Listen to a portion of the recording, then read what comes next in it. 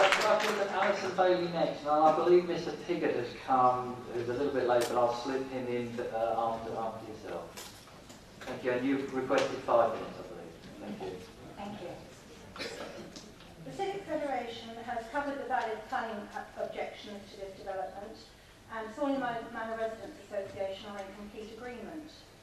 The level of town-wide objection demonstrates that Bishop Stortford residents feel extremely strongly for many different and identical reasons. Thorley Park and Old Twyford and Thorley Residents Associations cover the 2 areas nearest to the proposed development. One would imagine that our residents with school-aged children would welcome these 2 single-sex schools being closer for their children to reach, but this is not the case. They have asked themselves the following questions. Is it ever right to build on greenbelt land? Is there an exceptional educational need that justifies losing land that is and has been used for a long time by local people for recreation? We should fight against the loss of our public open spaces and ancient footpaths. Will it set a precedent and lead to infilling with houses on the remainder of the site and eventually make the bypass the southern boundary of Bishop Stortford?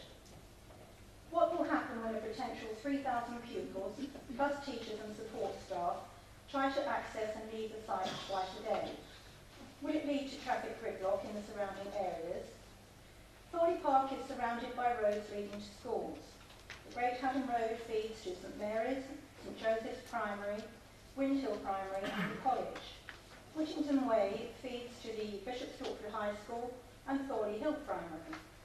Freeburg Avenue feeds to Manorfields Primary, and Villiers-de-Marne feeds to Richard Whittington Primary. Twice a day, traffic levels lead to gridlock around Thorley Park, and the pollution levels increase. This is dangerous for humans and the environment. If the 2 schools are located on the south side of town, then Thorley Park will take the brunt of the increased traffic from parents in the north and west of Stortford, using it as a direct route to the schools. What would happen when construction traffic tries to access the site? Would Thorley Park through roads suffer from inappropriate vehicles using them? Would any future increase in traffic mean that young primary school children walking to school were put in danger?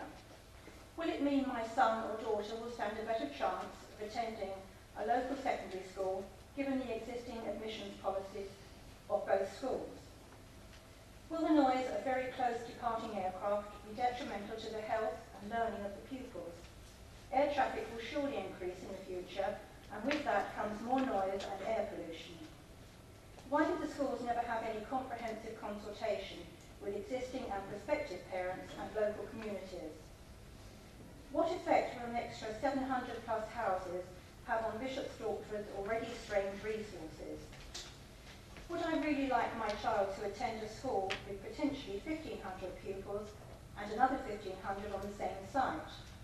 Would their education suffer and discipline be a problem? Education professionals and David Cameron have said smaller schools are better for pupils' well-being. When collecting signatures outside Thorley Sainsbury's, local people were eager to sign and wanted to know how to object.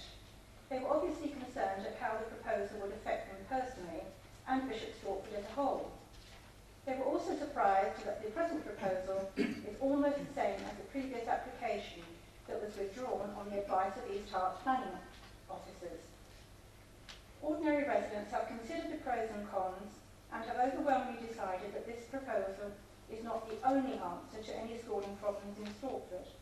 They want a solution to any genuine shortfall in secondary school places that balances the educational needs of our children with a sustainable quality of life for the whole town.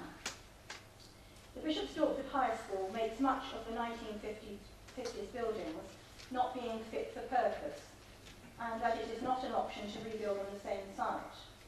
If Birchwood could successfully build on a site that is not dissimilar in size, then it is certainly possible for the high school to do so. I therefore trust that our East Harts councillors will consider their planners' views and refuse this application, as our Stortford councillors did unanimously twice before. Thank you.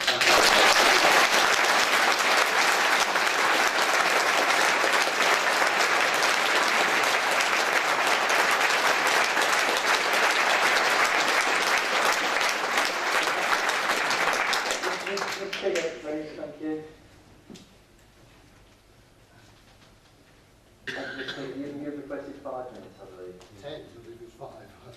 Five's on my list. Okay. Thank you.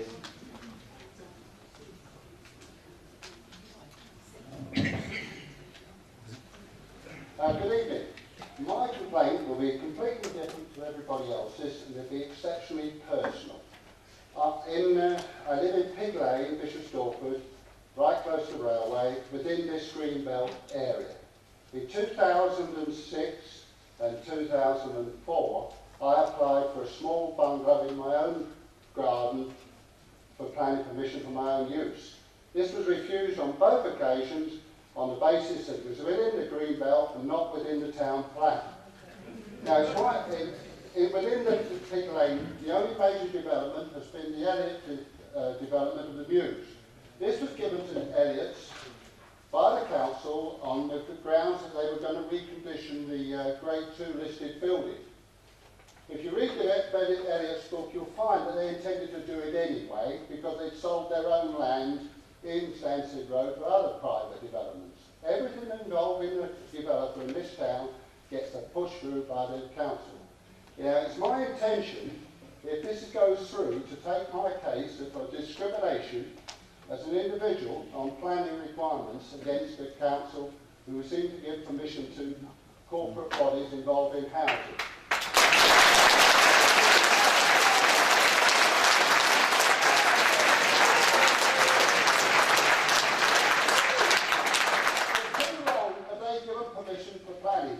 They gave permission to Colonel Ben's place up in down in Coys Road to put 10 houses when all the local people were against it.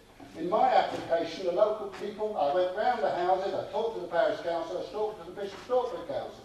All thought my application was okay. Fair enough, it's in the green belt. If you're going to stick to the green belt, stick to it. Not when it's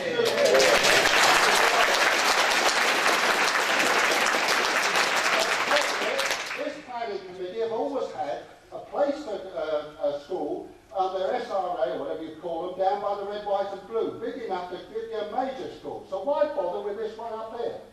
And why is the council planning people aiding the developers in this town before they get the applications in?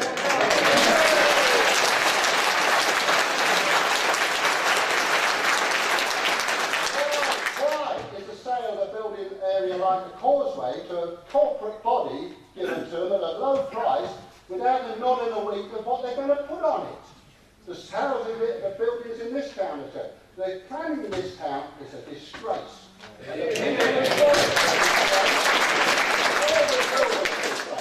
And I shall continue to fight my own background. Not that I want the place anymore, but I feel that I can discriminate. Right? Now, I did that pretty quick, but I still feel it. All the factors everyone says here. We haven't got a planning system in this town. We never have had.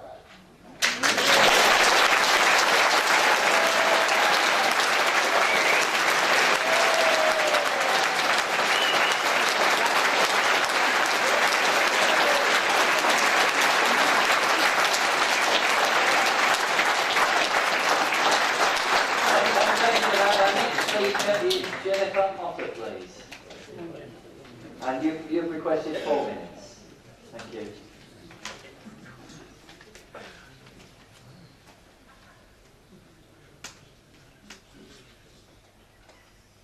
Thank you. I represent a number of residents who live in properties adjoining the Haddon Road site. I will highlight...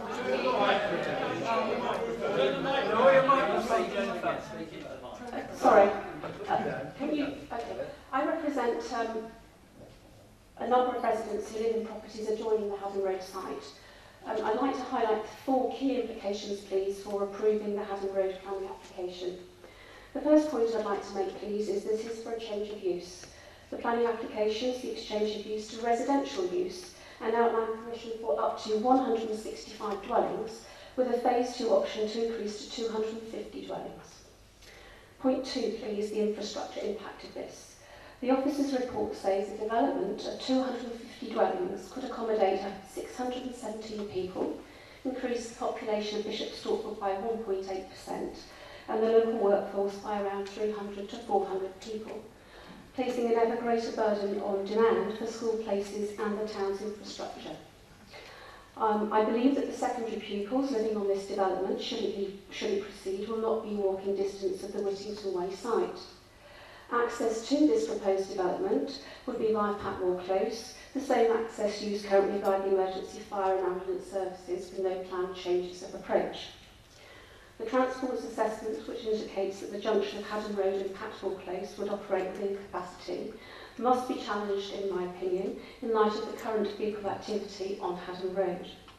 The third point I'd like to raise, please, is the housing density and design. The Phase 1 indicative plan for 163 dwellings comprises 2, 2.5 and 3-storey buildings, 1 and 2 bedroom flats and apartments, terrace, semi-detached and a very small number of detached units, possibly less than 10%. Despite PPS 3 requirements that development should complement neighbouring buildings and the local area more generally in terms of scale, density, layout and design, and government confirmation of the scrapping of minimum density targets, the supporting design statement proposes to set a minimum development density. Additionally, the indicative plan illustrates a density of 36.06 dwellings per hectare. This is excessive and totally out of character with the low density development of the surrounding area in the ward, which is the highest proportion of detached properties in the district at 58.4%. The fourth point I'd like to raise, please, is the request for an appropriate and relevant consultation. PPS 1 states community involvement should happen at a point at which people recognise that they have the potential to make a difference. Of concern is the extent to which there has been meaningful dialogue with those most closely impacted by this development proposal. The design statement states the residential development proposals have been influenced by consultations carried out over the past 2 years, and that there were very few comments received in respect of Haddon Road proposals. In response, I would make the following observations. The focus of the public exhibitions, which were now held over 2 years ago, was the school's development proposal, not the result of the housing. Only an estimated 3% of the town's population attended these meetings. No subsequent acknowledgement appears to have been given to the extensive feedback and objections expressed by local residents to the planning applications submitted in 2008. And residents of the sector of Stortford, who stand to be impacted most strongly by this proposal, are opposed to this development as it is currently standing and proposed. To conclude, therefore, I would urge you to reject the associated package of planning applications in respect of the proposed 2 schools relocations, including the current application for the Haddon Road site. Thank you.